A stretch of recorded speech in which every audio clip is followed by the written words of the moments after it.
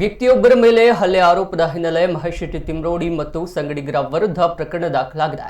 ಪರಿಶಿಷ್ಟ ಸಮುದಾಯಕ್ಕೆ ಸೇರಿದ ವ್ಯಕ್ತಿಯೊಬ್ಬರ ಮೇಲೆ ಮಹೇಶ್ ಶೆಟ್ಟಿ ತಿಮ್ರೋಡಿ ಮತ್ತು ತಂಡದವರು ಸೆಪ್ಟೆಂಬರ್ 2ರಂದು ಹಲ್ಲೆ ನಡೆಸಿದ್ದಾರೆಂದು ಬೆಳ್ತಂಗಡಿ ಪೊಲೀಸ್ ಠಾಣೆಯಲ್ಲಿ ಪ್ರಕರಣ ದಾಖಲಾಗಿದ್ದು, ಉಜಿರೆ ಗ್ರಾಮದ ಬಡಿಕೊಟ್ಟು ನಿವಾಸಿ ಭಾಸ್ಕರ್ ನಾಯ್ಕ್ ಅವರ ಮೇಲೆ ಹಲ್ಲೆ ನಡೆಸಿ ಕೊಲೆ ಬೆದರಿಕೆ ಹಾಕಿದ್ದಾರೆಂದು ದೂರಿನಲ್ಲಿ ತಿಳಿಸಲಾಗಿದೆ.